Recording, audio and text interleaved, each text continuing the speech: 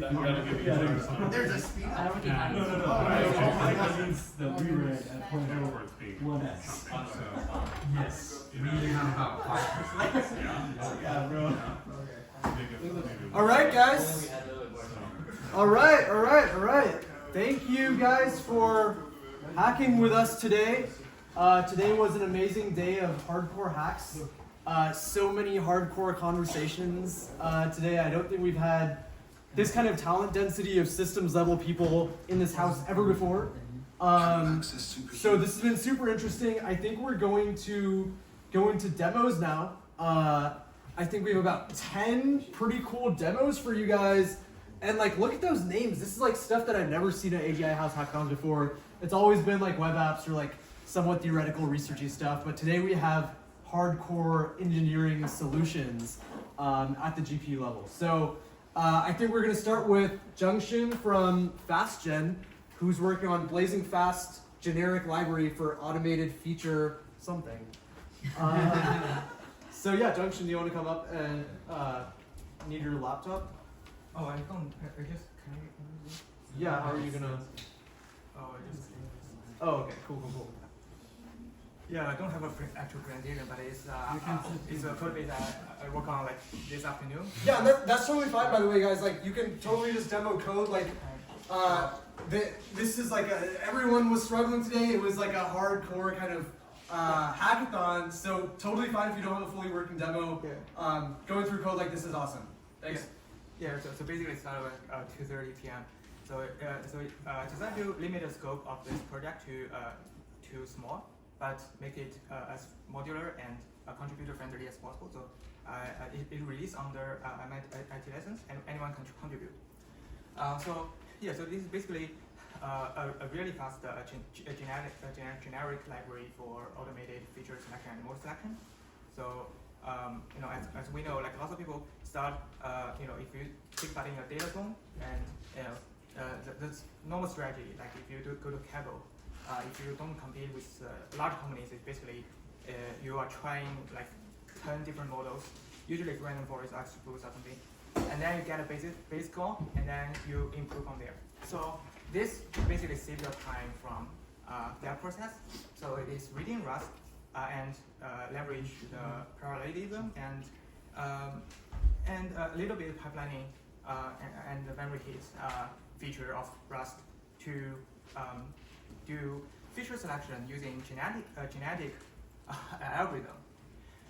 So here is some benchmarks experiments I just run, and I just run because I was from like financial background. So we use linear regression, not as fancy as you guys. So linear regression is good enough, but as we can see here, it's like the MSE is pretty good. I mean, it's smaller.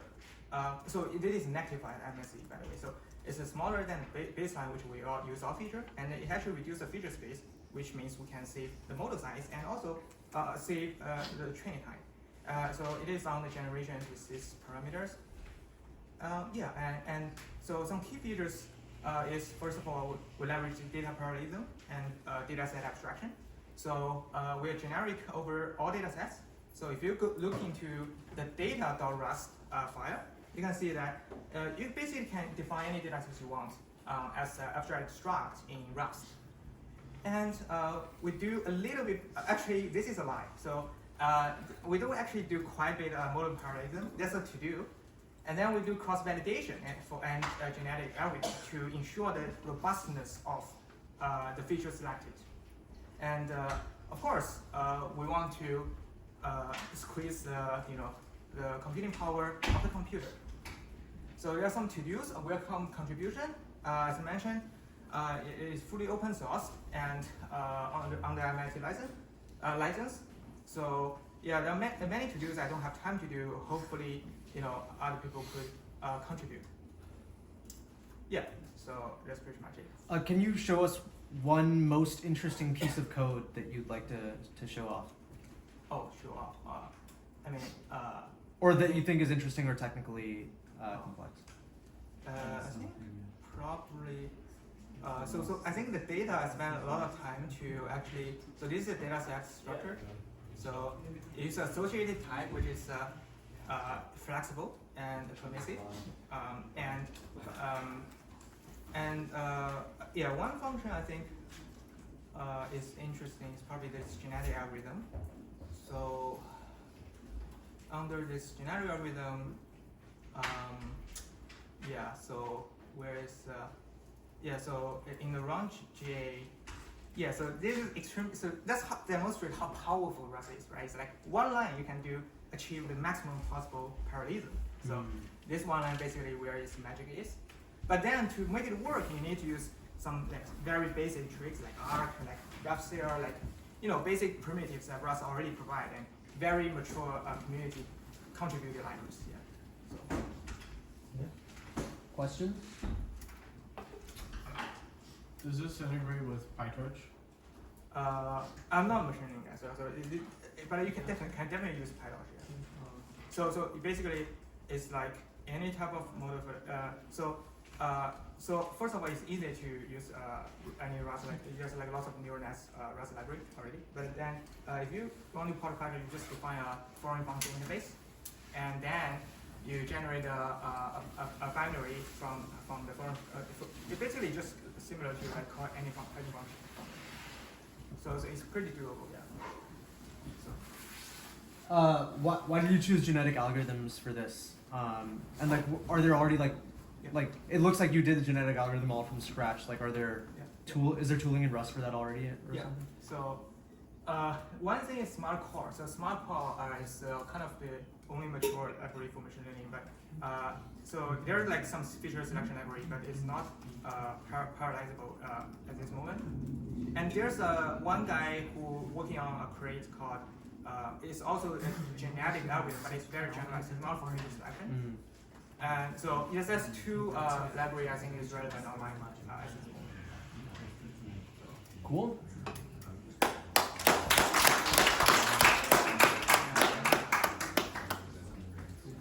All right. Next, seems like it's me and Varun. Yeah, do you want to come up? Cool. So we started exploring. All right, so this is Wolfram physics. Wolfram physics is a new approach to physics where everything is like a hypergraph, and physics happens through hypergraph rewrite rules. So you start with a really simple initial state, and you take some rewrite rule like this. This is a rule, and you go and you look for every instance of the left-hand side of the rule in your graph, and you substitute the right-hand side for it. So you go and find this left-hand side, and then you go and replace it with that right-hand side, and you evolve over time, and it turns out that they create pretty elaborate structures after you iterate it several times. So the Wolfram Research Institute and whatnot is working on exploring these simulations for properties that resemble empirically observed physical phenomena. So we were thinking to start implementing a CUDA, GPU parallelized version of this rewrite system on these hypergraphs. And I guess we realized very quickly that hypergraph stuff is really complicated, and there's weird edge cases of ambiguity. So we decided to narrow our problem to just the graph case. So we started, we implemented this graph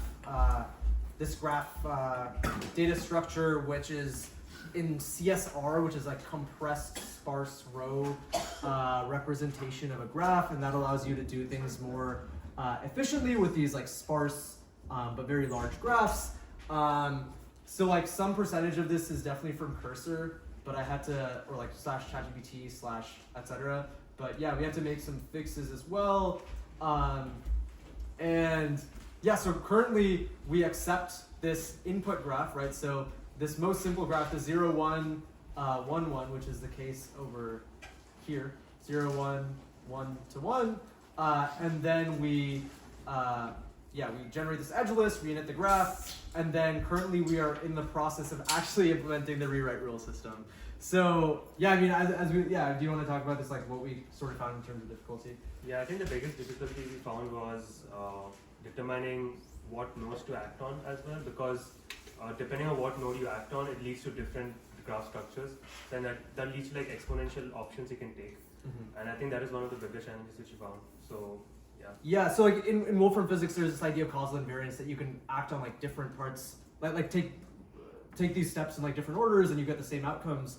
But actually at an implementational level, it gets sort of complicated with if you're trying to parallelize it across the whole thing, then which thread executes first.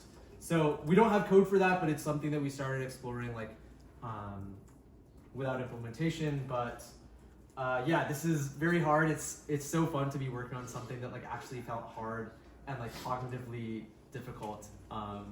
So yeah, it was fun. Any questions? Yeah. So I'm not as familiar with the rule-based updating, but I'm assuming that you're going to have to be iteratively modifying and rewriting the graph. Is that correct? Yeah. So I'm curious about the choice of CSR as the data structure, because in CSR you have the edge dest and you have the row start. Okay. Right? So you have two arrays, and so the row start says where the nodes or the edges for a given node start in the edge dest array. Yeah, yeah. And the edge dest array says where the edge destination is, right? It's going from the node. Yeah, yeah, from the source node to that. So in order to modify anything, you have to modify every element that's already existing in your graph, right? In order to insert any node, you have to redo a prefix sum, and you have to recompute your edge dest, right? Because now it's going to be add. Yeah. I mean, maybe you can choose it to a different way, but you at least have to recompute the row start. Yeah. Right. So I'm curious if that's something you thought about, or if you're. Yeah. No, this is a very good question and we should have had a conversation earlier. Yeah, but yeah, and now that you point that out, like it's even a bigger problem because like sometimes you'll like do this flipping thing where now your destination becomes your source. So like there are a lot of scenarios like with these rewrite rules where all that's happening is like a single flip between two nodes. So I wonder whether and that's super computationally expensive here because now we have to go to the like in the offsets we have to go to the source node and then update the edge over there. So it's it seems like a terrible choice. Yeah, I'm very curious what alternative sparse graph representation data structures you'd recommend for a task. I would look at cuGraph. Yeah, so I have the cuGraph stuff open. I was gonna use this stuff, but it was just really daunting, and I was like, I feel like I want to implement something from scratch so I can actually get a taste of what the That's fair.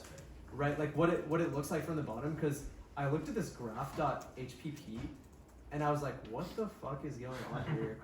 So yeah, I mean, maybe now that I have some better understanding. There's also a research library called Lone Star, which won't be as like templated or obfuscated in ways that cuGraph might be hard to read. Okay. So I would definitely look at Lone Star, or I think it's called Galois. Is the sub library of Lone Star? Okay. Very interesting. Thank you so much.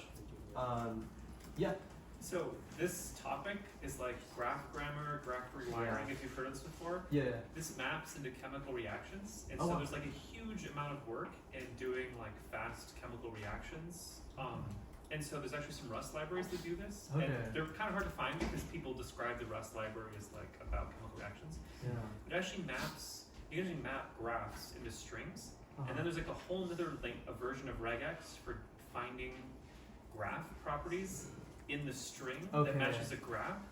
Anyway, it's just like, this is one of my favorite like toy topics that I've never found anything to use it for, but this is really cool. So anyway, I'm just really excited about this. Very interesting. Yeah, no, I never realized that connection was there. So What would be some of the good names of those libraries? I think, God, you'll have to ask me the Rust one. If you search for like reaction templating or like reaction graph rewiring, this is some of the stuff in Rust. But this topic is like super cool, super niche, and it's fun too actually because people use it to find graphs as well. So because like half of your algorithm probably is finding the subgraph that you're looking Exactly. for. Yeah. And so people use this. I want to find like a molecule with a particular subgroup on it. And that is like the same thing. And then of course you have the grammar rule, which is where you rewire Yeah. it. But yeah, it's a really fun field. Yeah. Not a lot of good tooling for it too. Huh. Yeah, no, and we were looking at the hypergraph stuff originally, and there's like no hypergraph implementations already. So Yeah, forget that's even hypergraphs. going too far. Get but, rid of the hypergraphs, but yeah, even just for graphs. if you're yeah. just doing Graph framers. undirected graphs, there's such a cool field. It's really important in chemistry. And Yeah. All right, very cool. Thank you guys. Next we have Gemma Pi by Arjun. Do you want to bring up your laptop? Yes.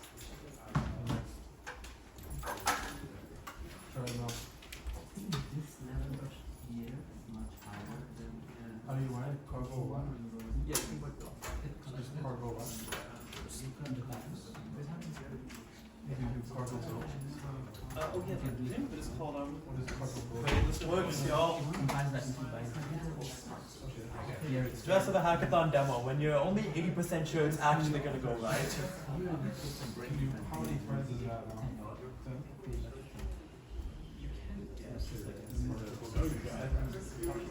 Is that Linux?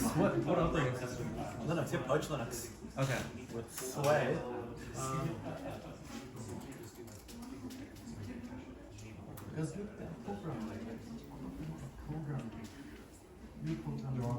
Gemma Pi.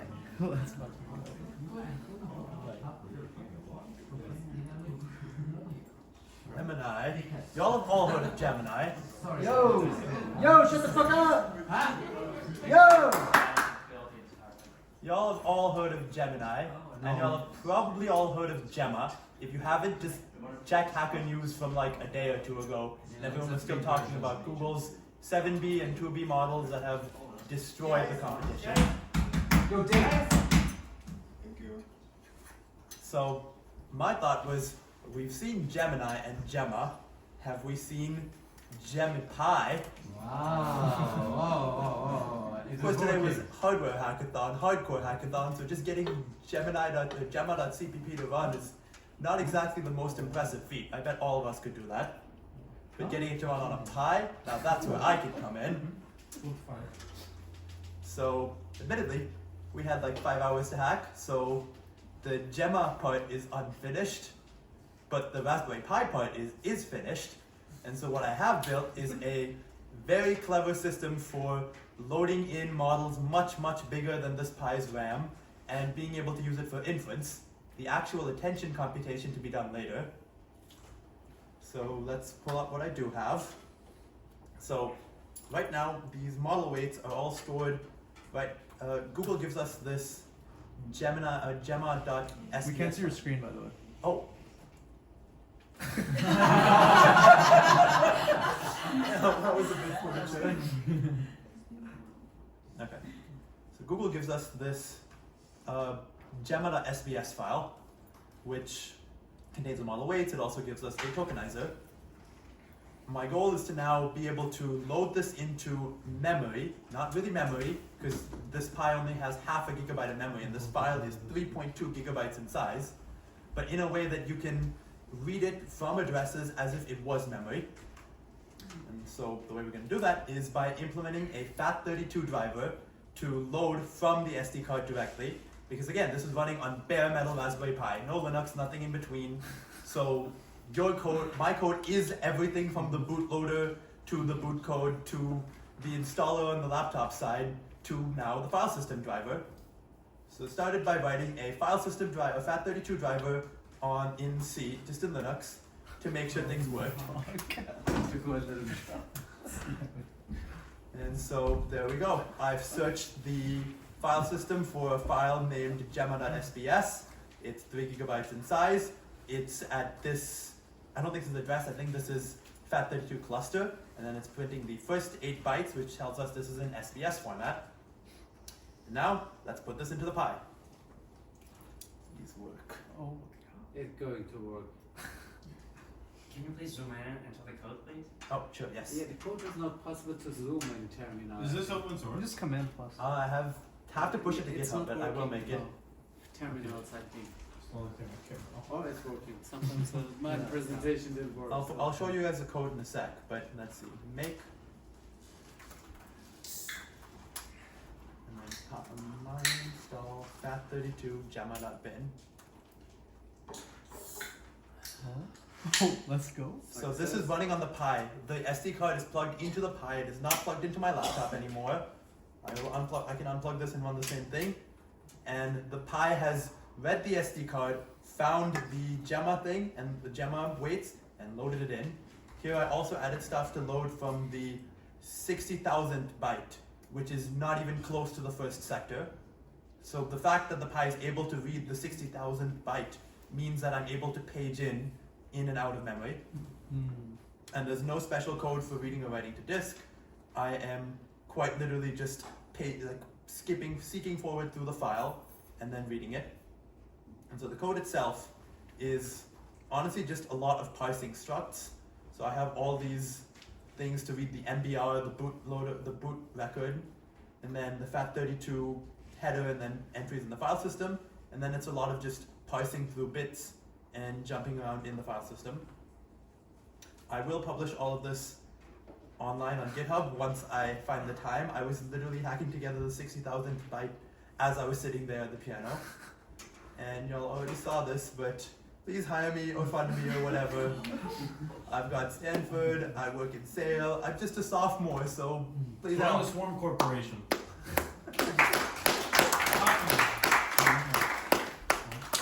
Any questions? Right here. Okay, basically, I just couldn't, or I missed the part that you say, okay, how you could do the magic part 3 GB into your half gigabyte memory of the Pi. So what at the end have you stored into your Pi?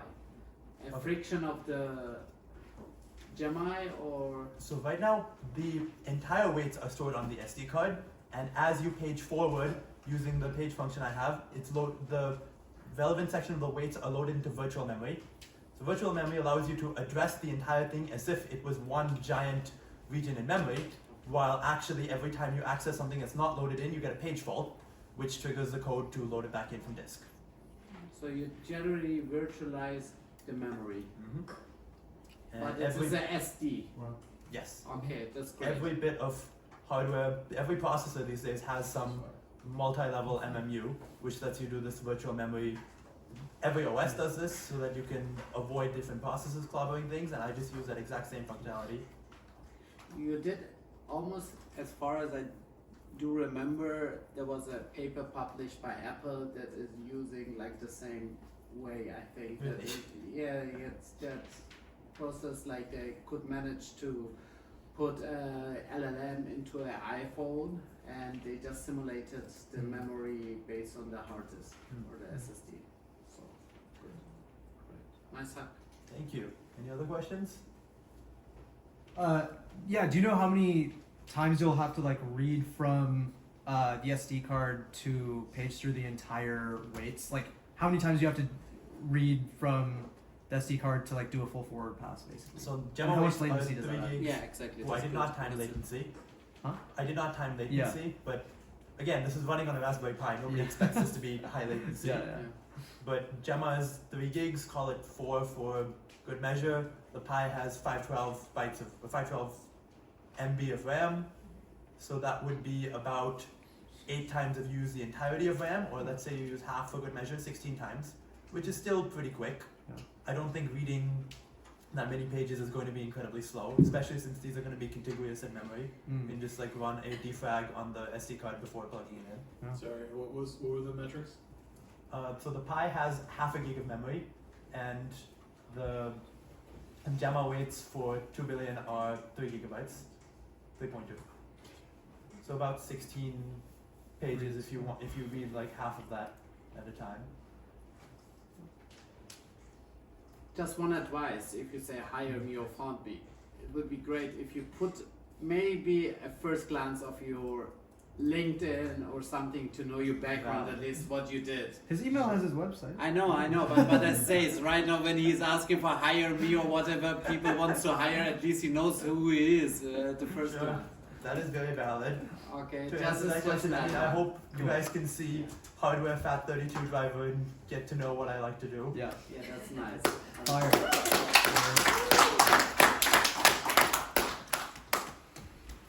Well, next Thank week. you. Does anyone know who's next on the spreadsheet?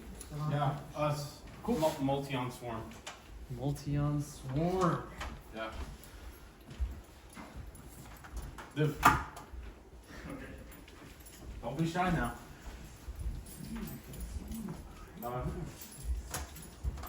Hello, everyone. Hello. Hey.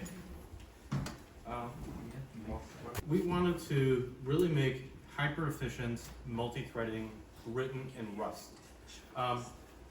So we will be demonstrating today running a bunch of multi-on agents, all at the same time in Python, but using Rust as a backend.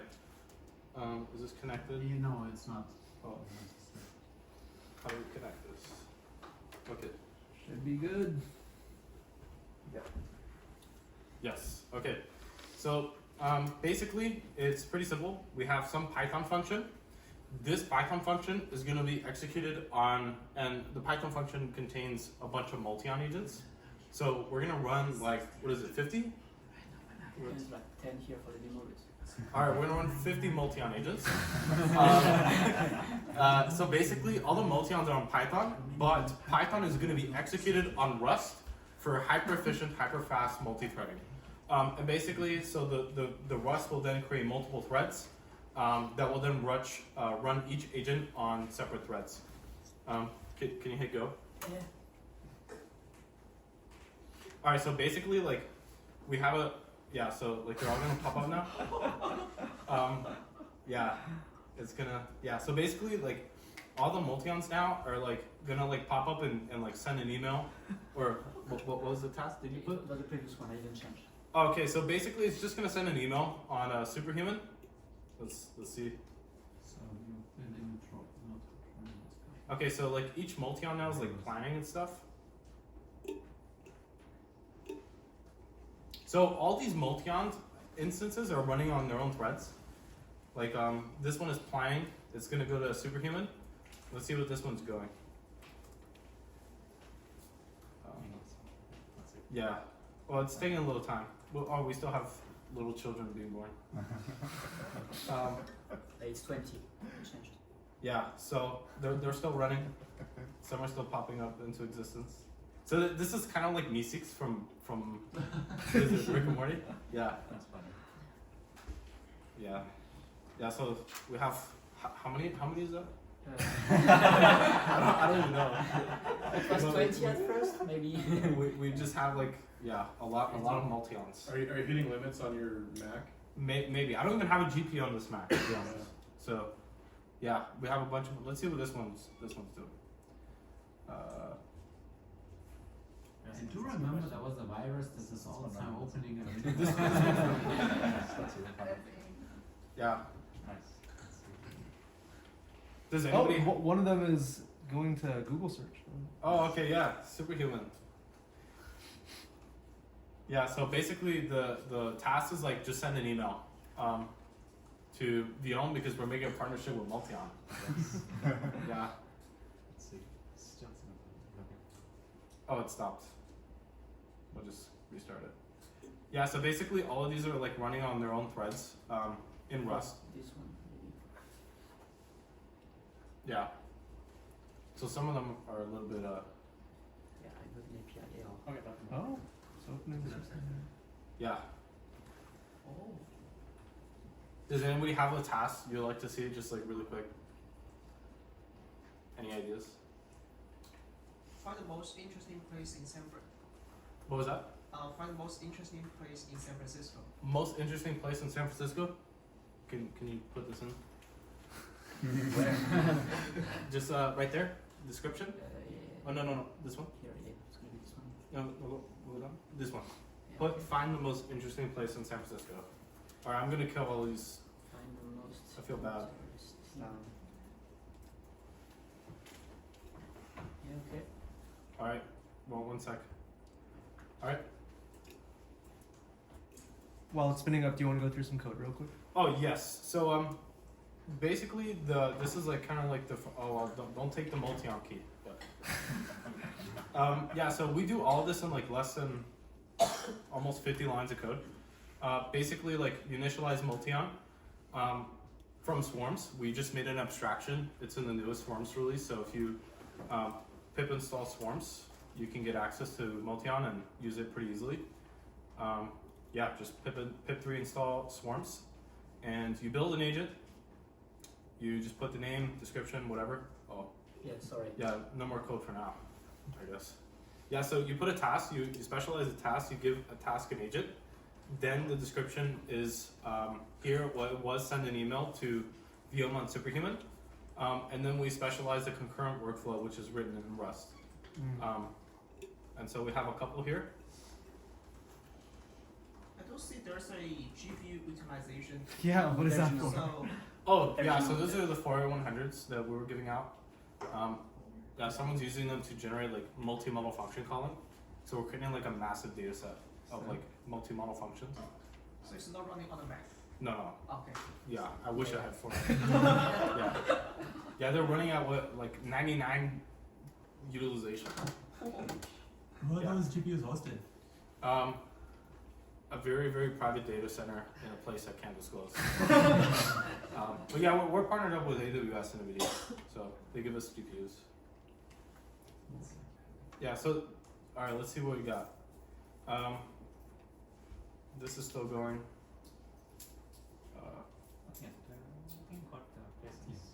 Yeah, so we have Mew Woods, Yosemite, and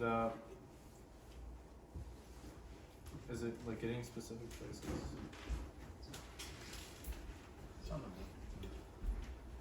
Cool. Yeah, some of them are working, some of them are not. Yeah, basically the future of this is like reliably spinning up like millions of agents that can all like asynchronously accomplish tasks on their own separate threads, like on your own computer. You can imagine having like hundreds of thousands of GPT-4s all on one computer. That's kind of where we're headed with this. Does the agents like communicate with each other? No, not now. Because a better future would be like, those agents, one of those work on different things and they kind of like orchestrate. That's a good idea. Yeah. The goal today was to really implement like super low level multi-threading in Rust and see like what is like the fastest runtime we can get for these multi-agents. That was kind of like the big objective today. It's mainly more like you will have this runtime in Rust, but you can import it in your Python script because most people write their agents in Python. So you would have a function called in Python that would call this Rust stuff, which is doing the multi-threading Rust from Python, basically. Thank you.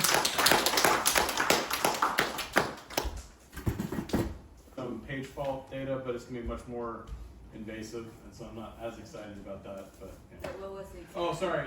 You just Yeah. yeah, you can just Yeah. tell us Sorry, the okay. hypothesis that you disprove.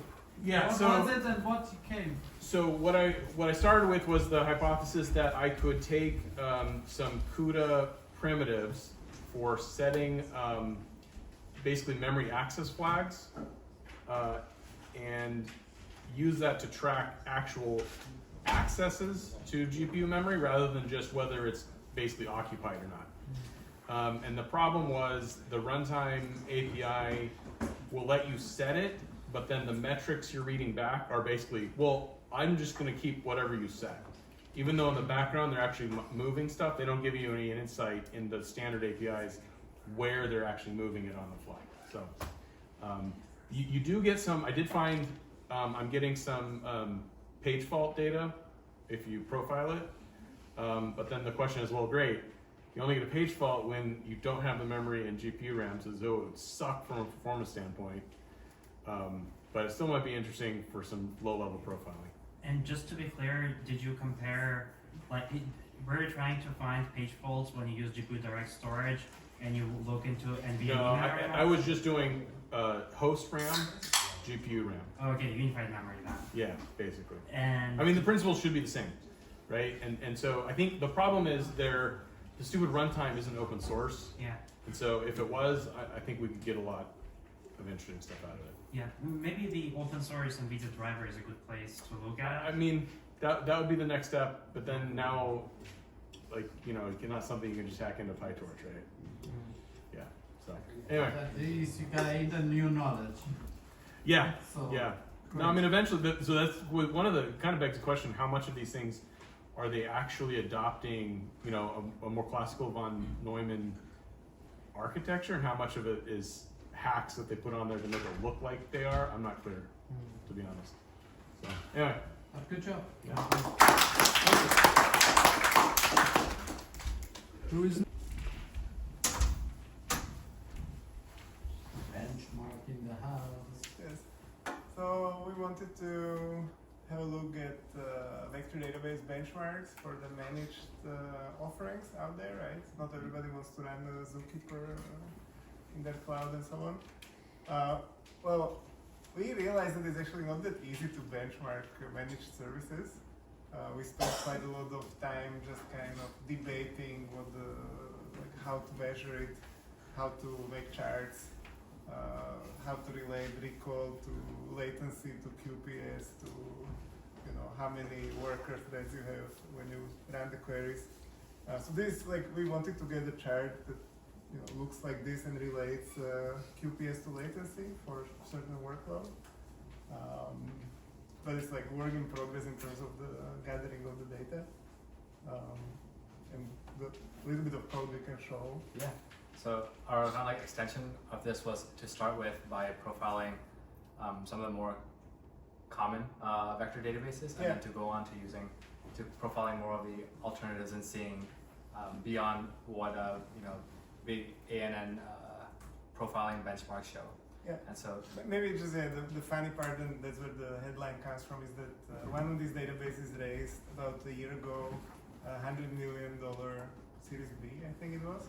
And so we played with that one just to get an idea for what that buys you.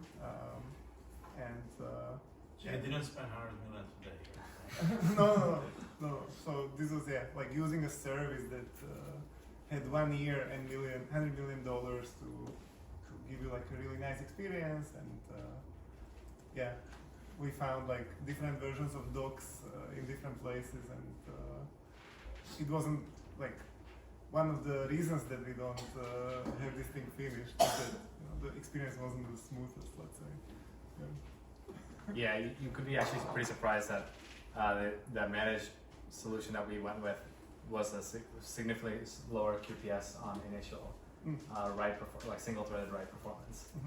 So some of the code that we want to share with you is some of our profiling code, and so it would be nice to probably port this into running on Rust for better threading utilization and such. But we kind of started with an MVP in Python, and so it's built on a load testing framework called Locus, and so it's just at a high level profiling the read and write performance for both batched and non-batched, and single-threaded and multi-threaded write performance. And some of the interesting thing is that we use this style of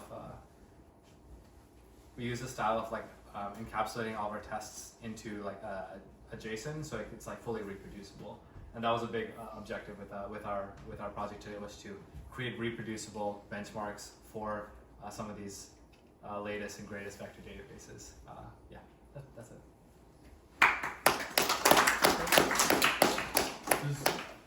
Is this running? Or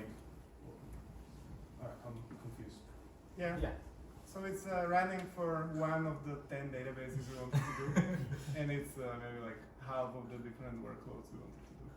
But there is a repo that's linked. What's running? I don't see anything running.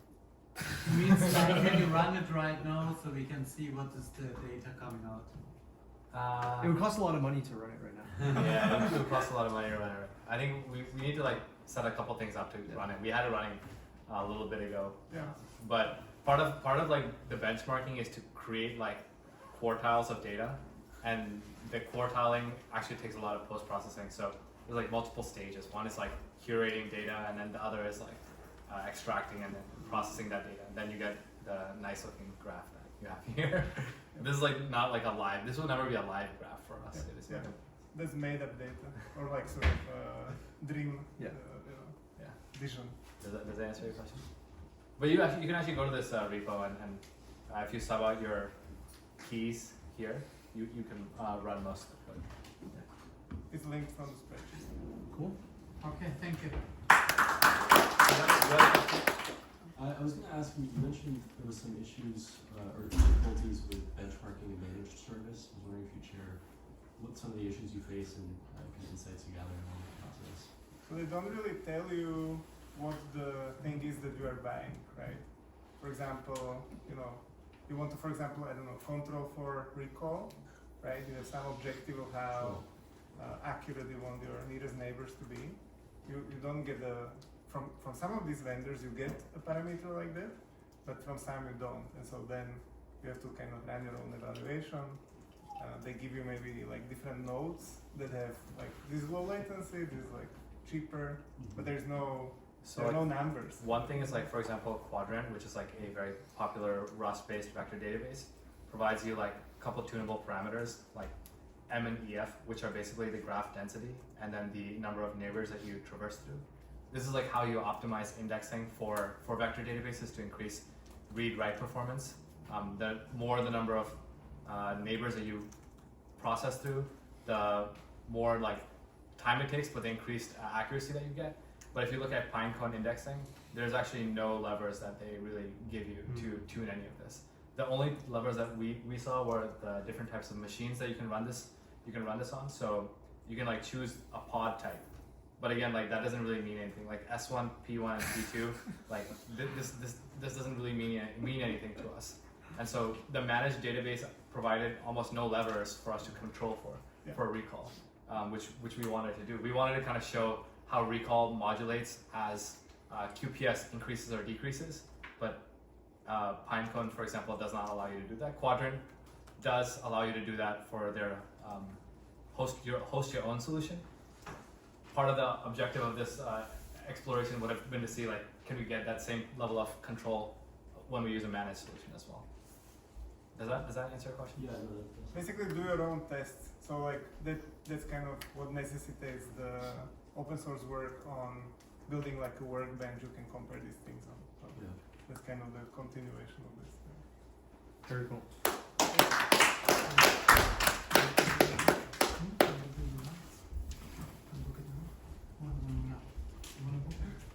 I don't think it's I think it's FP8, LLMs. Yeah, FP8. Yeah, Archie Everett.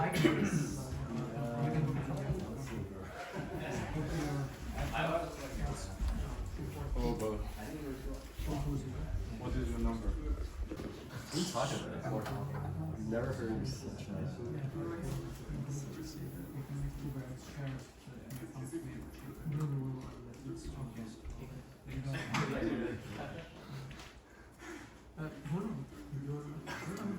I'm coming, but you can drop me in the middle.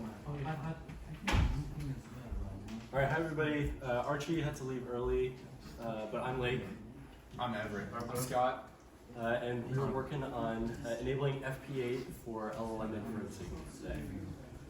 So first, we're going to start off with a little context. What is FP8 and why do you care about it? Yo!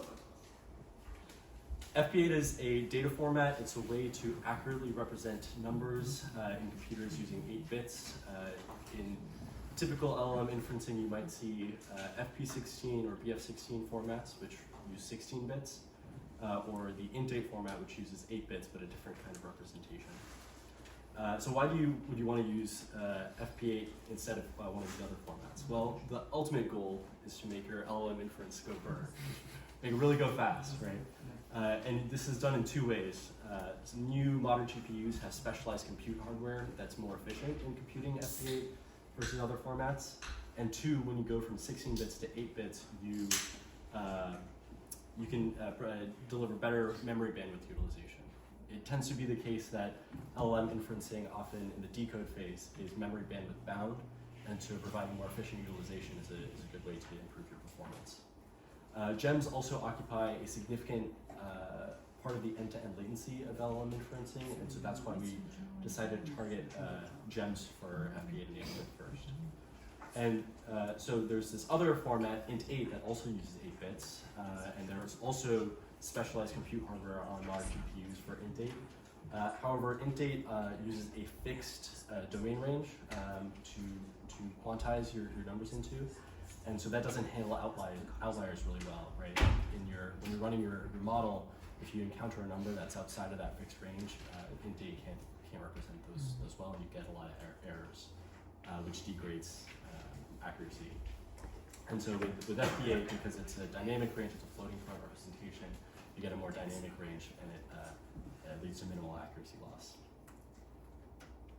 Okay, so I'm Everett, and I'm going to tell you how do we enable FP8. We didn't. Well, I'll talk about it.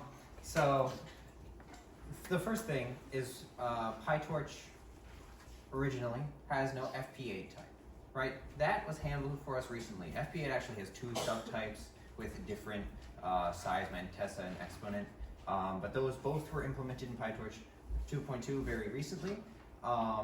However, there's still work to be done. Right, so the next step is we need to write kernels or use kernels and then plug those into PyTorch so they can be called, right? And then the last step is, there are opportunities to write fuse operations or larger kernels rather than calling these basic matrix multiplication building blocks that also use FP8. And if you do that, you can register those, right? So we're going to focus on the second. 1's already done, 3's out of scope, so we're going to talk about 2. Right, so right now, there is a scaled matrix multiply in PyTorch, right? And so when you're doing FP8 matrix multiplication, you want to scale it and then descale it at the end. The reason you want to do that is because even though FP8 is floating point, it still only has 8 bits, right? And so it still operates within a relatively limited range, and so you want to scale up and scale down so that you can operate in the right range, right? So there is a scaled matrix multiply. But if you look here, right here it says torch.check mat1 and mat2 dim equals 2, right? So what does that mean? That means we can't do batch matrix multiplication, right? You can only do matrix multiplication on, just a batch size of 1, right? And if you know GPU as well, that means it's usually device utilization is low, depending on the shapes, and so that's no good. We want to fix that, right? So it turns out that the scaled matrix multiply implementation calls Kublas matmul or Kublas LT matmul, right? Larger. Let's see. I don't know if that's gonna work, but it calls Kublas LT matmul. And originally, when the PyTorch code was written, Kublas LT matmul didn't have support, or at least good support, for batch sizes, right? And so it's asserting that there are no batch sizes, but we can actually just remove that, right? Because the underlying library support has changed since the PyTorch code was written. And so then what do we need to do? All we have to do is we have to add in some matrix layout attributes. So there's in your matrix multiplication, you're going to have an A matrix, a B matrix, and a C matrix. C is output, right? You just need to set some descriptor settings. So we have to set the matrix layout batch count, which is self-explanatory, and the matrix layout strided batch offset. So the strided batch offset means, sometimes if there may be gaps in the contiguous memory layout of your matrices, and so this is to account for the fact that sometimes, the amount of memory occupied by a matrix might be slightly more or less, or slightly more rather padded, and so it tells us where to look in memory for our next batch element, right? And so after adding all these lines of code, we should have a working FP8 implementation. Unfortunately, the H100 machine that we had access to had a lot of limitations on it, and we weren't able to compile PyTorch from source on it. And so instead, we implemented something else that got it. Great job. Yeah, so what we implemented was our own batch matrix multiplication algorithm. Very rough implementation of it, but like we needed something to swap in. We also wanted to prove out like the speed improvements that we'd see with FP8s. And so not with batched matrix multiplication, but we did profile it with normal matrix multiplication, and we saw that FP8 provided about a 2.5x speed up from FP16. So pretty significant.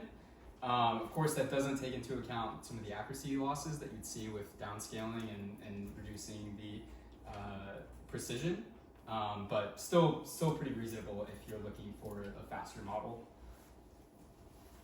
So yeah, what's next? Obviously, our implementation of the batch matrix multiplication function was pretty rushed, but we'd like to improve that. And we'd also like to actually integrate it into PyTorch if we can get that H100 working. Yeah, and then there's several other frameworks that we'd like to kind of integrate this in to provide FP8 support. So yeah, that's it. Any questions? What's the level of precision you lost, like plus minus 5%, 10%? So we didn't look at the actual accuracy loss there. They were within some epsilon range. In general, FP8 can provide 3 nines of accuracy, 99.9%. So if I lose a little bit more accuracy, can you make it faster? If you lose a little bit more accuracy, can you make it faster? For the multiplication. No, I don't.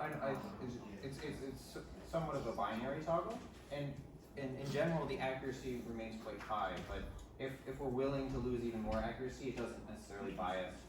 There's no FP4, for example.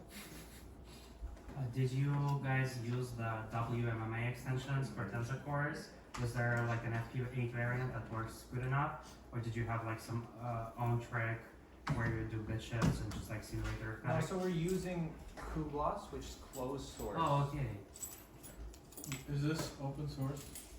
The PyTorch code that calls the closed source library is open source. But Cool Atlas is open source, right? Huh? Cutlass. Cutlass. Yes, Cutlass is open source. Cutlass also implements some FP8 manifolds. We were looking at implementing or adding that, but right now PyTorch doesn't use Cutlass, and so adding in Cutlass support as another dependency was out of scope for the project. If you guys want GPUs, I can give you a couple H100s. Yeah. Take them. Next time. So you say that if you use FP8, you still need to scale it. If I use int8, you can still scale it, which solve the limitation of the range of int8. So that seems like that it defeats your arguments. So Yeah, so you still need to do kind of an explicit calibration step in both int8 and FP8 to provide the scale factors. The reason why FP8 is better than int8 is you can represent a wider range with better distribution throughout that range for your specific data, right? Because with int8 you have 256 levels. With FP8, because it's you don't have to fit to like a uniform distribution or a prefix distribution. It's a little more flexible in that sense. But there's also like some truth to this approach as well. Like on CUDA you have 64 kilobytes of constant memory. You can easily populate it with a good lookup table for a very wide range of int values, and then you do not depend on in-hardware implementation of FP8. And then like on AMD and a few other GPU brands, you can get similar size of like constant buffers or like texture buffers in some cases. So essentially you can implement arbitrary accuracy arithmetic. And I've been like at some point I was trying it for 6-bit and like smaller. It's like in that case the constant buffer is like super tiny, the one that you need, and you don't even have to wait for in-hardware support by most vendors. Gotcha. Yeah, so the hardware support, if you already have it, you might as well use it. And the other thing is with scaling, it's just a multiply and an add, whereas with the lookup table, that adds extra cycles. What would be the speed difference between int8 and FP8? Between int8 and FP8, so both would use both would provide the same amount of memory bandwidth utilization efficiency. The tensor core has the same throughput to both. It's 2,000. The same data sheet reported throughput. Yes. Empirically, you do see better performance with FP8 for compute. What's like the lower limit here of like quantization. I think we'll have to take more questions afterward. Feel free to connect with them, later. Yeah. Sweet. Feel free to look us up on Slack if you haven't talked to us. I have to run, but I don't know if you guys are going to stay around. All right, Cool. thanks everyone. Thanks, Yeah, everyone. thanks guys. Steven is next.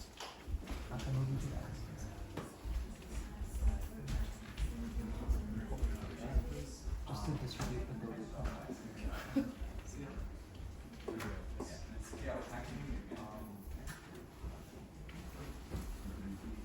Is this multi-agent? No. The other project?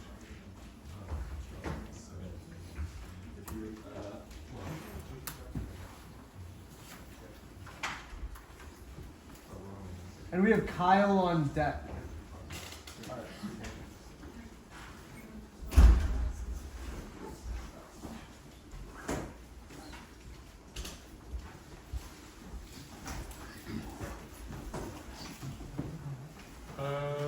Okay.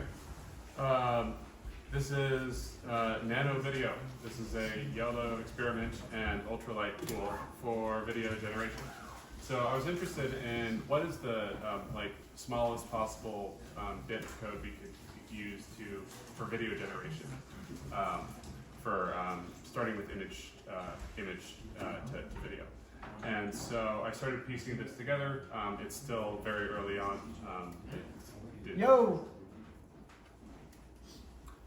Still early, so didn't finish training the model or have outputs, but I wanted to get the pieces in place for the experiment.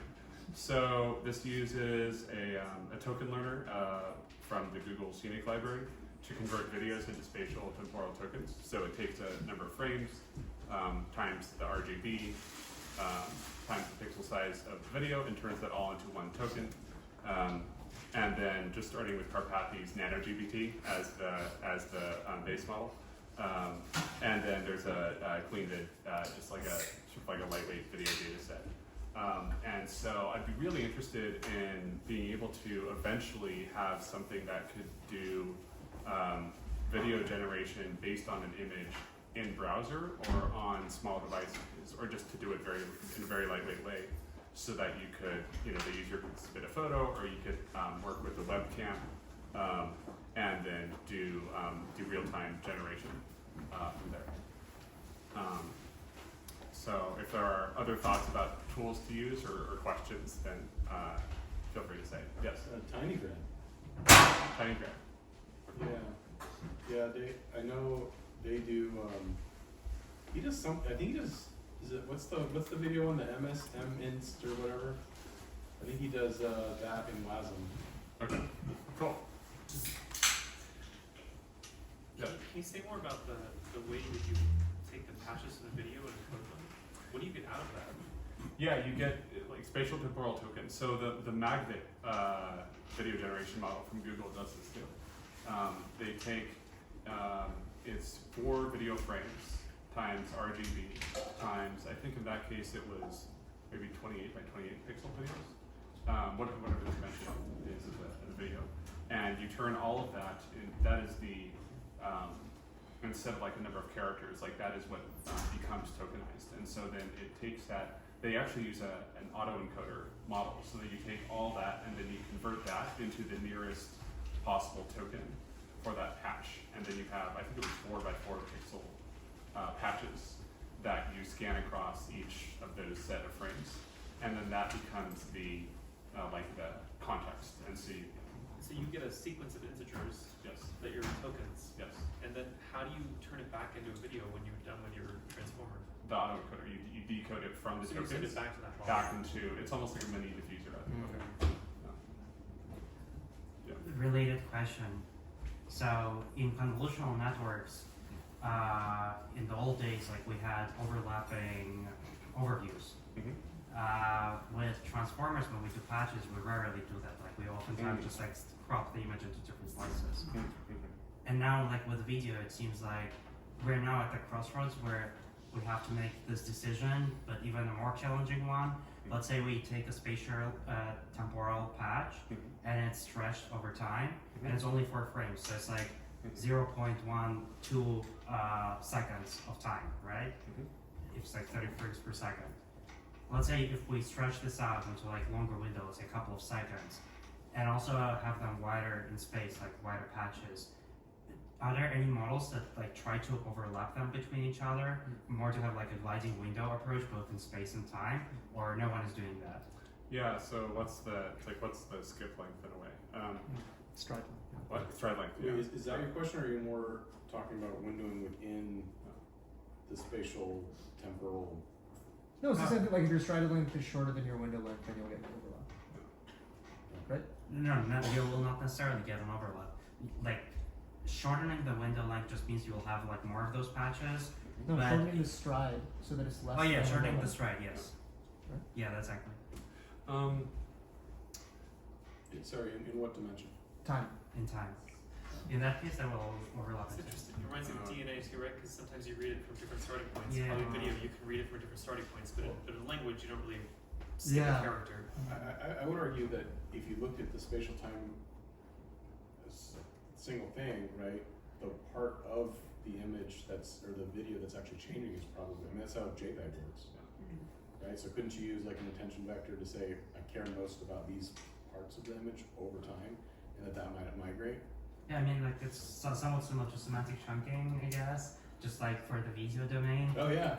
But then the question is like, how do you track those drifts in direction?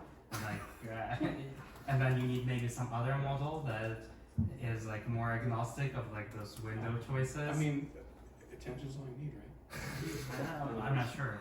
We'll see. Yeah. There's sorry, I just was reading this paper. They won't go into details of implementation, but they attempted to make it like attend to the more salient or persistent features over the time dimensions. I think there's work on that. I think with Magfit it was 4 frames, and then it was like a stride of that there was not overlap. Okay. And so, but there's a question of like how much, like how often is the content changing, and it's probably more than every 4 frames. So. Cool. Next we have, I think. Are you gonna train this? Like, do you want to train this? Yeah. Yeah? Yeah. I'll give you GPUs. Just if anybody wants GPUs, just please let me know. I might ask just to confirm. Yeah.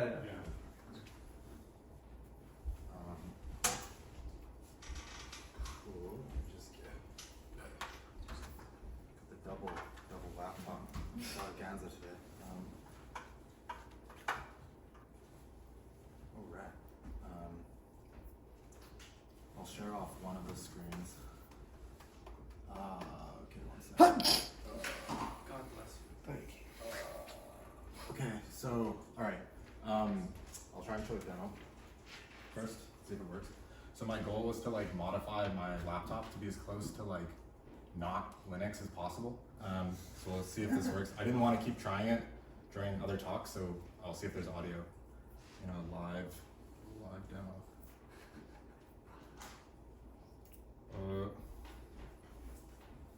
Bricked. Yeah, listen.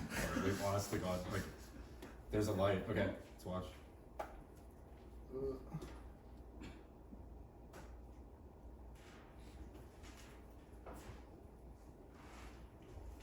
There's multiple things I'm testing here. We'll see.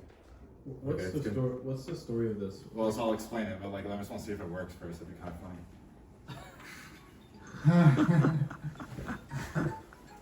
That must be illegal. So we got the GameCube logo. Yeah, so we got the GameCube opening. Then it keeps saying Dell. I'm trying to like get around that. I'll explain. That's a lot of the fun part of this project. Then we come to the login. I have to pick this modded cinnamon version of Ubuntu. Then if we load it up, there's some errors, and then come on, please. Whoopah, it's Windows XP. What? So now you can open up your files. What is the sorcery? Sorry, I have Slack in the way. If I can click into some files, it's Windows XP. That's insane. I need you the can, sound, man. yeah, you can edit your stuff. You've got a this is Ubuntu Cinnamon running right now. Oh. This isn't Linux. So you can go open up the terminal.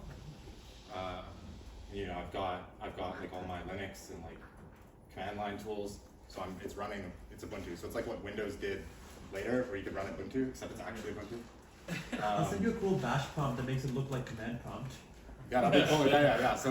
Yeah. So basically that's it. And I tried to also make Firefox look like Internet Explorer. So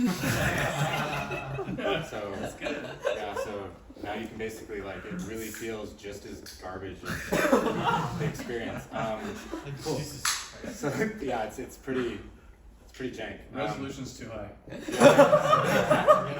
Knocks it down. So that's the shtick. So, and then and so that leads to like this was the first couple hours. It was like getting all this stuff working. How I did this was essentially so actually making this part look nice is a lot more just the design side. It's not too bad. You can modify, you know, if you're using Cinnamon in particular, you can't use GDK or I can't remember, there's GNOME, there's like KDE, there's these other desktop environments. If you're using Cinnamon, which is like a branch of one of those, you're able to modify stuff like the bars down here. And so I found a Git repo where somebody was basically like, here's a bunch of icon sets, like you could probably try it, but there was no like example of it. So I did the whole installation of that. I could link to the GitHub because it's somebody else's.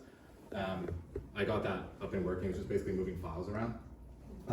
Then there's the bootloader with the GameCube thing. So there's this thing called Plymouth. You can basically, quick lesson on like when you boot a machine, you have, also I'm not a really good security like system person here, so I'm just gonna like, let me know if I'm butchering this. Basically you turn on the machine, you got like the BIOS or whatnot, then you have this bootloader. It's like the first thing that like decides like which operating system you want to run. And there's, with Ubuntu, there's this like systemctl or systemd thing that like a lot of people on 4chan hate. And what you can do with that is you can basically run startup scripts like immediately, and you can have this like this hook thing that says the moment after a distribution is selected, but before any of the login services run, play some audio and like delete the image from the mounted locate like /etc/ whatever that has the Ubuntu image, and I put a GameCube logo. So it works. You can do animations. You actually can write code and put stuff there. But the Dell logo keeps showing up at the beginning. It was really annoying. So then this begins the rest of my day. The rabbit hole was how I've been trying to get around this Dell. I'd love to hear if anyone knows how to do it. So what I did is I basically, like so far, I tried to find a splash screen thing, and obviously there's like, oh, you can do this like flashing of like your BIOS, like you can replace it. Now on Dell machines, they have this thing called UEFI, like Unified Firmware thing. Like basically, it's so it's the new BIOS. It's more secure. It basically doesn't let you run janky stuff, and that sucks because I can't make it a GameCube logo. So so there was some options I saw that were like exciting, where you could use these like in the ARC community. There's like Libre boot. There's like Core boot. There's these like open source firmwares. So I was like trying to install that, but then the Dell machine blocks you from installing firmware that isn't like the Dell EXE like compatible thing, at least like going through that process. So then I was like, okay, the natural question then becomes, how can I bypass the UEFI whatever thing that Dell has in my face? So thankfully there was an exploit from people from North Korea apparently allow you to okay, so this is where everything turns Chinese. So there's an exploit. Close the doors, police is on the way already. So basically there's an exploit that lets you apparently it's called a rootkit. And so a rootkit, my understanding, is like letting yourself execute code with permissions that you're not supposed to have. And so so Dell lets you install updates to certain parts of the software, which is all cool. And there's one part where they let you define a pointer. If you write in your own firmware, you can have a pointer to some region in memory. And so apparently you can update this region of memory to start executing like arbitrary code. And this actually runs at the boot level in the UEFI or whatever.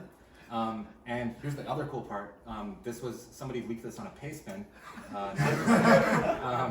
There's this Plymouth thing is in the dumps. So there might be a way where I can like just add a pointer to an MP3 file if I can figure out where it is and like the device. Like, so take the same approach. I'm not trying to, like, the original way of doing this is really funky. You got all these pointers, and you're like, you basically got this weird chain of stuff until voila, you're like executing admin stuff in the Windows kernel.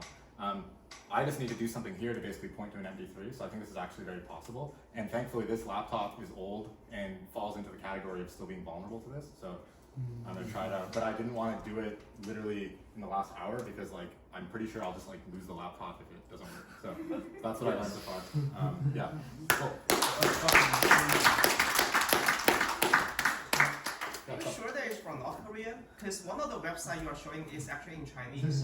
Okay, so they said there's a group called Lazarus or whatever that is backed by North Korea, and it was used in like espionage or something. But the website I was looking at, which was the people who are talking about this, were primarily, they're on hack forums, and they're usually like Chinese, Ukraine, and there's mostly it's just like communicated over pastebins. Yeah, so like that webpage, the Chinese webpage, was not the hacker. It was just like somebody explaining it because it got reported by good people, like who were like pointing out that this is being exploited, and then the government went and backtracked it. And now there's like case studies explaining it. They still haven't patched it in all the machines. Like this laptop, it should still be vulnerable, but it's from 2017. So yeah. Do you think this is like actively like still like like you could do this in production? Yes. Well, yeah. So this is like my understanding is this chipset should be vulnerable. Most modern laptops you go through it, you do a BIOS update and whatever, and like Dell sends this all out. But apparently there was this huge like news thing a couple years ago about this, and I was like, okay, cool, that's perfect. I have a laptop that just so I can play GameCube. Like that's yeah. So why personally did you choose this instead of something else? Oh yeah. So like this project. This is fucking sick. Yeah, I do ML all the time. I grew up ricing on G, so like, which is like a forum board. Really love that community. Like, haven't done it in a while, and like, haven't done a lot of security in a long time, and so like, it's just kind of a fun. Like, there's no like, with most projects, you're like, I want to literally be here. Whereas with this, it was like, it's such a simple outcome, and then it's just like you learn, you're going down this iceberg of like, I'm gonna learn everything about like the system, so I can just play this one MP3 file. It's just I want this 2 second I want the 2 second download to be gone. And so yeah, it was just fun. Yeah.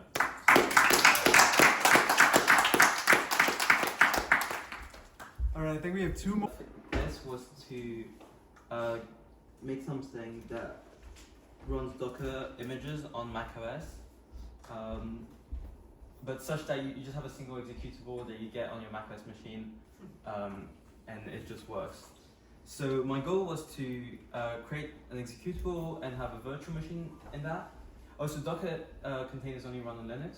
So have a virtual machine that starts a Linux kernel, and then that Linux kernel then sets up the container file system, and then starts a Docker runtime. So what I found out is that actually it's not so simple to boot a Linux kernel, and there's a reason you have an init script because it sets up a bunch of things. So I basically spent my time writing an init script to setting things up. I also, oops, it doesn't come. Sorry.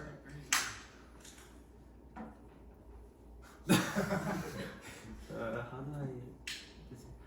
Oh my! I have settings. I ran the thing to provision my laptop, and it just got rid of the settings. So, can I show this at all? Should you be able to zoom out worst case on, like click the 3 lines? Yeah. Yes. Perfect. Nice. Yeah, so I guess another issue I came across is that I tried to compile my own kernel that would have everything I needed set up. But then what happened is that kernel just doesn't boot. So I just copied the kernel from this machine.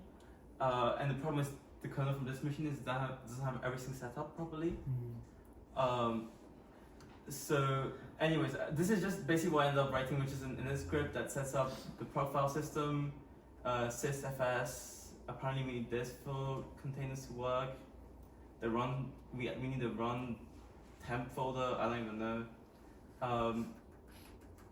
and then What's the language? this is Zig. Oh, okay, yeah. Zig? Yeah. What is this? The systems programming language. The bun guys. This man zigged. And then Zig set us at the bomb.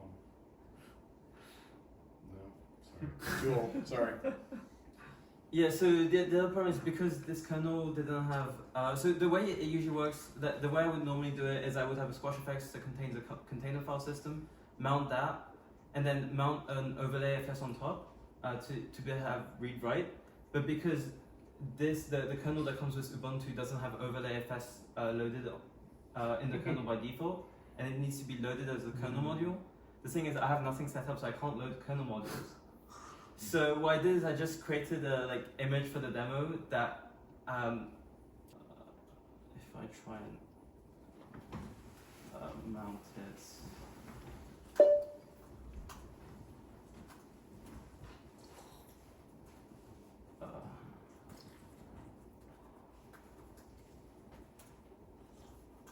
That has the header Docker runtime crun setup, and then inside of MNT I just have one particular Docker container setup to run. So it's kind of like faked, just like basically the steps I did, I would write a script to do it for me, but I didn't do that. So anyways, so with everything set up,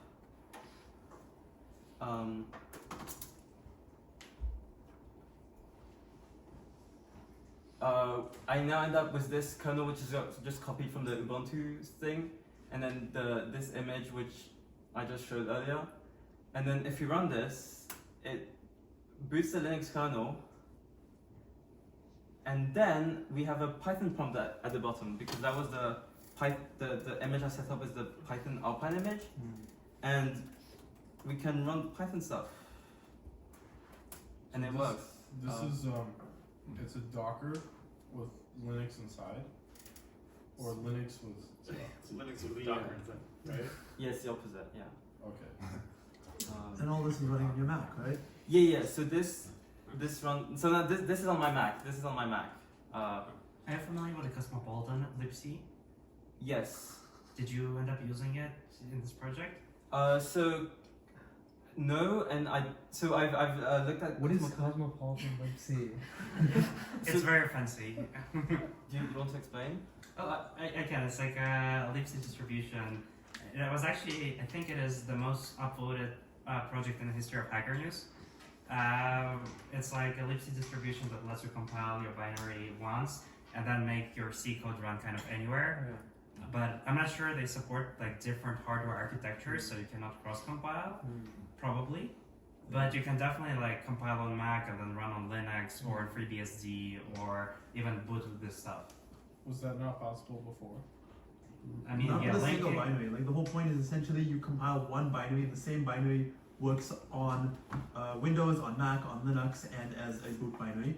Just because they each load processes slightly differently, so you can use that to like branch into the right part of your code. It's a fat binary. Very fat. This is how Llama file works. Yes, actually. Llama file is actually I think based on by that same her, person. worked on Yeah. by her. This is so hardcore. Is this going to be open source? Yeah, so It already is. You just have to do this. So yes, all the steps I ran, the output I was hoping is have a program that did the step I did manually, but I did not get around to doing that. Also, the steps I did manually are like a lot of workarounds that ideally wouldn't happen. So to go back to Cosmopolitan libc, that wouldn't work because like containers require certain features that Cosmopolitan doesn't support.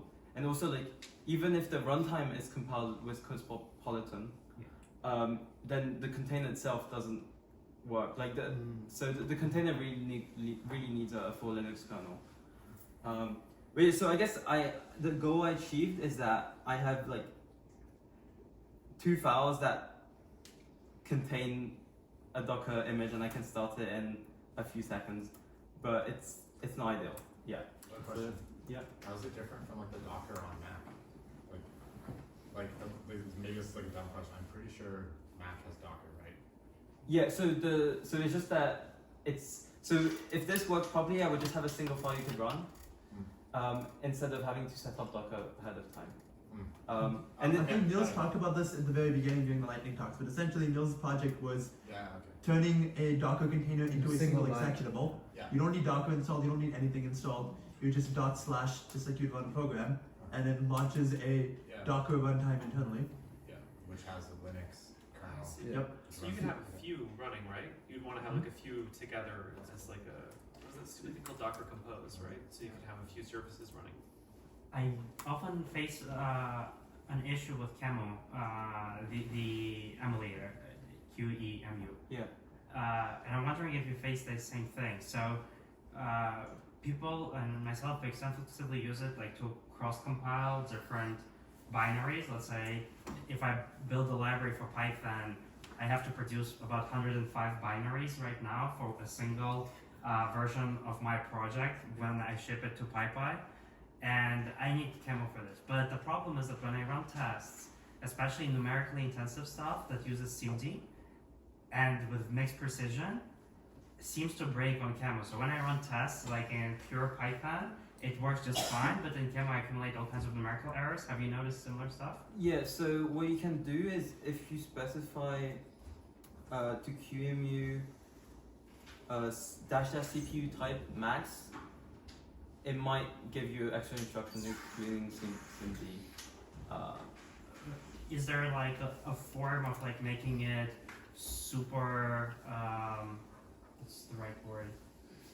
Unopinionated about like the CPU type, so even if it works slow, doesn't matter, I just want the test to run. So if you add CPU type max, it will like emulate something with as many features as it can.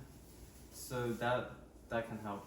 Okay, that's very useful. Thank you. I didn't encounter this today, but yeah, that's the thing. What is this? How's it spelled? CPU type max? QEMU. QEMU. QEMU. Oh. Cool.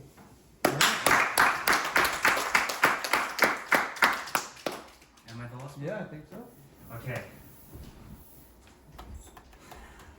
Well, it's been a long day for a lot of us, so I will be fairly brief. I worked on a project with Levon.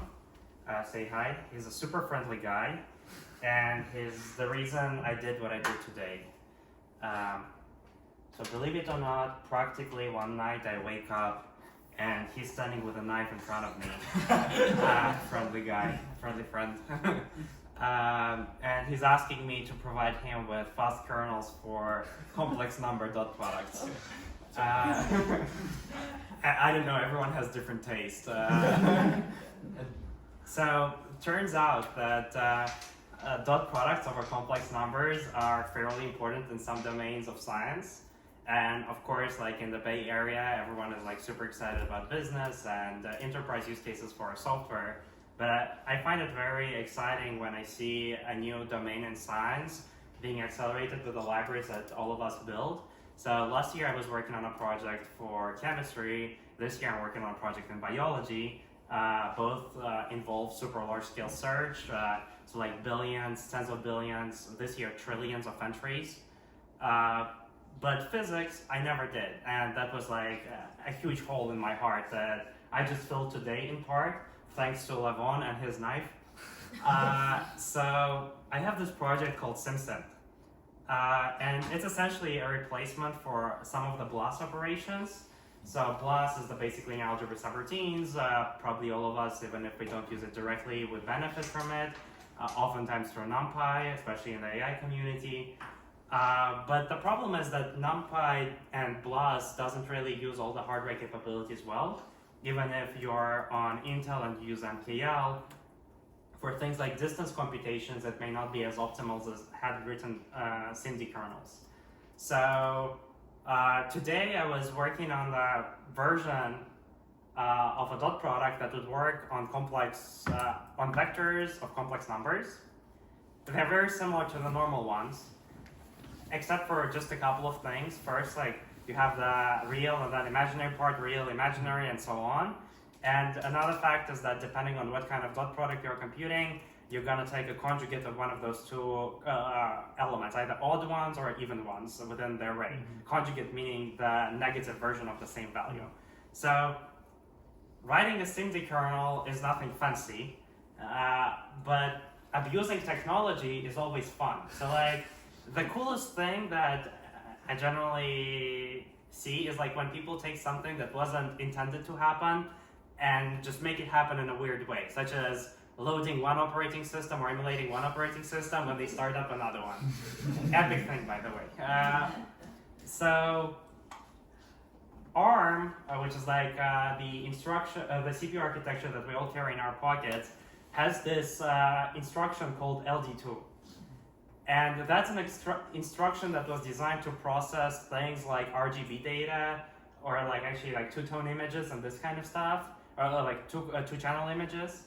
It allows you to load consecutive like elements, but kind of unzip them into two buffers. And then it also, so it was designed for like computer vision stuff. And then it also has this, FMLS. So there's an instruction or a family of instructions across all CPUs called FMA, Fuse, Multiply, Add, that are designed mostly for AI workloads. So on one side we have an instruction that was designed for computer graphics, on the other one for AI.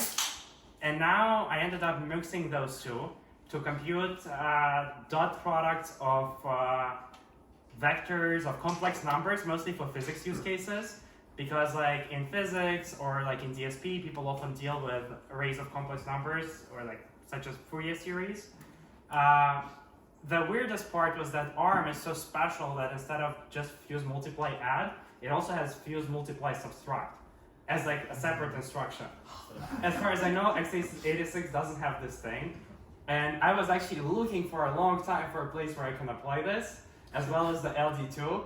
So I'm really happy I did this stuff today. I already shipped like a prototype of this function, and it's like symmetric variant on the development branch, but I'm actually thinking about releasing a whole new major release, the V4, very soon, because I want to introduce a breaking change to allow work with like arbitrary types of numbers and also distance functions that are not parameterized over the length of the vector, such as the Habersign distances. So like I have a separate repository where I compute distances on a sphere very fast.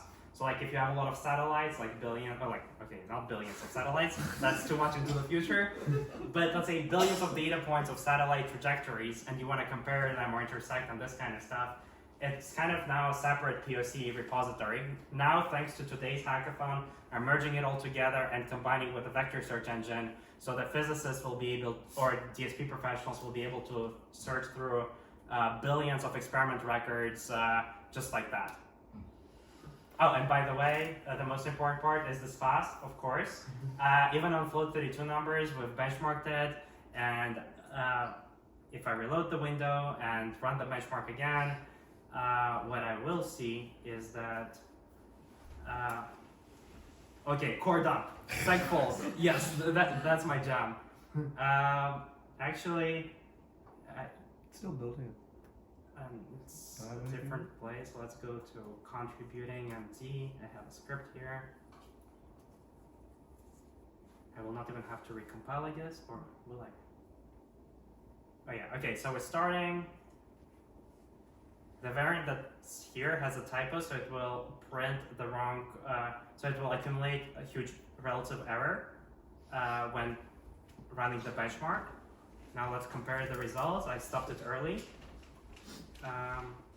Okay, variant number 1, which is serial computation of a dot product, 16.5 gigabytes per second. Neon accelerated 40.1 gigabytes per second on one CPU core. And it scales kind of linearly across the cores. That's it. How did you implement this exactly? Like, what is the core algorithm that would enable you to get this speed up? Well, there is not much to do here. It's just like loading the data properly without doing any additional shuffle. So like on x86 before AVX512, so like pre-2015, you would have to load the data, the entire register, and then you do a couple of bit shuffles, and then you combine or like separate the entries so that you have separate real parts and separate imaginary parts. In AVX512, you can do it a nicer way using masked operations. So on every single CPU instruction that is part of AVX512, aside from the registers that are the operands and are 512 bits in size, there are also operands that are 64-bit unsigned integers, and they can be used to control the behavior of the operation as a whole. So like x86 is such a CISC, such a complex instruction set, and with AVX512 it like gave us even more opportunity to do weird stuff, especially like for bit shifting. In ARM, however, there's like few things that are present, but when you hit a match, there's almost nothing to implement. Like it's super compact. So like I just had to use the load here to fetch two arrays, actually two vectors, A and B. I have to perform 3 FMA operations, fuse, multiply, add, and 1 fuse, multiply, subtract. And actually most of the work in implementing libraries like this, like once you get the whole SIMD vibe, it's pretty fast to type. The harder thing is actually wrapping it around. So most of my libraries are ported into different languages. So like USearch is available to 10 programming languages, and it's natively compiled to practically every OS out there. But let's say for me to wrap this into Python and to have very low latency, just for those few functions, I had to write 700 lines of pure C code. So the beauty of this is that the latency of calling my operations is identical, or actually even lower than the latency of a lot of operations on Python's native types. So essentially the cost of this level of FFI is practically 0. And the same goes for Stringzilla, which is like my strings library. So yeah, most of the work is not even in SIMD, but making it available across every language. So the low-level primitives you're using there, where are you getting those? Are those just in some library? The low-level what? Like you said you were talking about, you pointed to some call as the bulk of your work.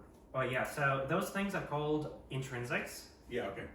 And if I open up Chrome and open up a new extension, so this is how I start. I have intrinsics for ARM, for Intel, for CUDA. Aside from hardware intrinsics, there's also compiler-specific intrinsics. So let's say if we open up Intel, we're gonna have like a list of a few thousand of different intrinsics and assembly instructions we can use. Just out of curiosity, do those seem to be the same for say CLang versus GCC versus whatever? Versus MSVC, I guess that's the trio these days. No, they're not the same. That's the another hard piece. So Clang and GCC are largely compatible, but they're oftentimes behind. So I always have this choice to make. Do I want to write it in C with intrinsics, or do I want to write assembly? And if I write it in assembly, it's far less maintainable and fewer people can read and contribute to it. But I will not need a recent compiler for this to work. While if I use intrinsics, the problem is like, how do I get a recent compiler that knows those intrinsics? There's practically a one-to-one mapping between every intrinsic and instruction. So now get this part. If we go to pypy.org and let's say check Stringzilla, actually like even SimSim. So SimSim, the library for vector computations, supports more hardware backends than NumPy. Just let it sing. So it takes a lot of time to support 32-bit big endian architecture and like be able to run Win32 or PowerPC. But if you open up like a repository like this and go to download files, you see about 105 build results. You see 105 here on top. So every one of those is being compiled in the GitHub CI. And every time like I push like some fix, the pipeline has to run. Now imagine if I'm taking an old image like some Many Linux 1.1, whatever, that is compatible with every CentOS version and Red Hat OS version and stuff like that. For me to be able to use recent intrinsics, I need to install and properly recompile a recent compiler inside of a Docker container that is run on a single core GitHub CI, and furthermore is emulated within Camel. So it's like super slow. Like one proper build, even on a liquid-cooled machine, can take forever. But in GitHub CI, it's even harder than that. So yeah, if you use intrinsics, there's definitely trade-offs in terms of like how much time you're going to invest in the DevOps and organizing this whole thing. Yeah, I was hoping you were going to say something nice. Yes? Yeah, so I'm curious, like, how I frame this. Okay, so you've got like this faster, complex, like floating point operation. Okay, now is this compatible? Like, you put this out and then suddenly like Python code around the world just gets faster? Like, what's the range that it hits? And how many like similar functions do you think are out there that just like could be 3 times faster if like we just had like 20 of you here every Saturday?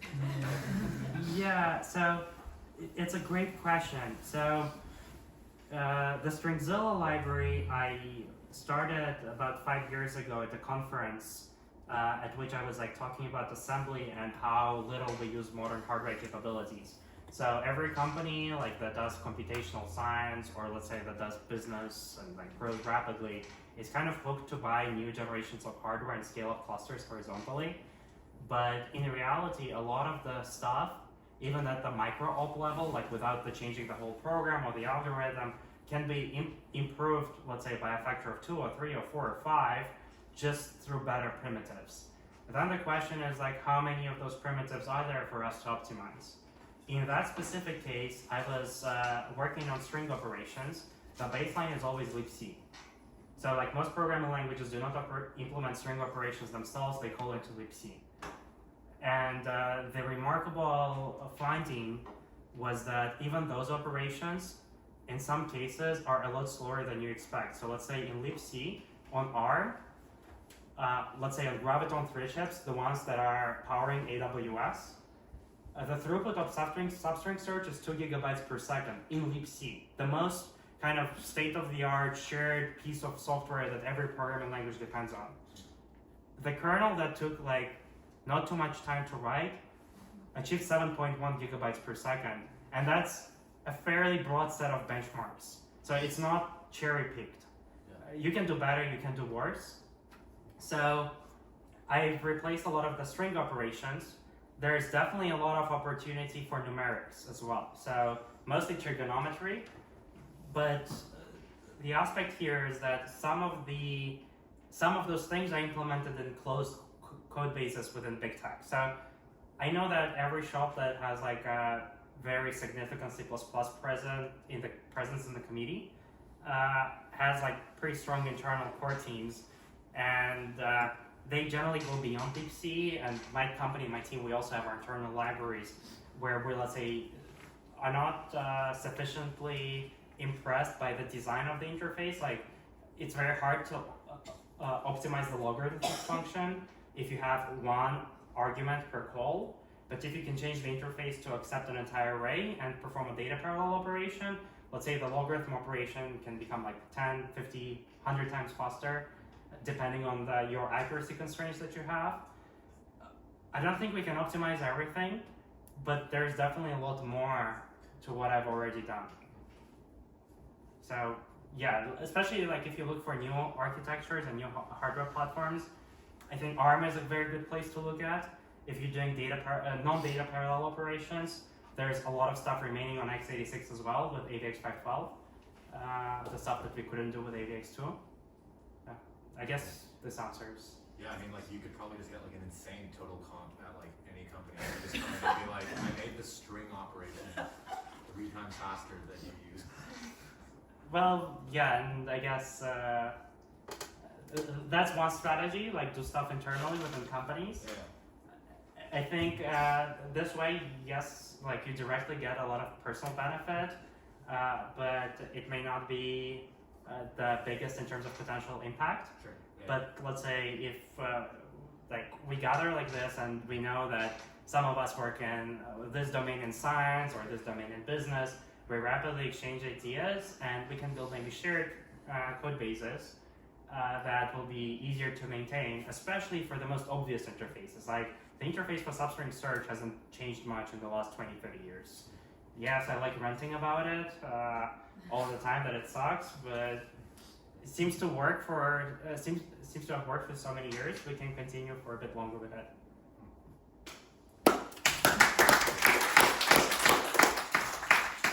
Thank you guys for coming. This ended up being a much cooler gathering than I anticipated, to be honest. Yeah, this was super hardcore. I mean, like, thank you guys. Yeah, thanks to Kyle and Connie as well. I mean, Kyle, yeah, you guys helped out with tons of stuff, and everyone, thank you guys for coming. The demos were so much better than I expected. I was very pleased with all of them. We're gonna go put them out on Twitter. You guys should do like Twitter releases or GitHub releases, whatever works. And I'd love to see more of you guys like at more AGI House hackathons. We love like hardcore people here. And the live music was amazing. Yeah, Connor was he was jamming out. That was awesome too. Yeah, that was epic. Anything else? I think that's about it, guys. Yeah, but feel free to mingle around. Thank you guys for coming once again.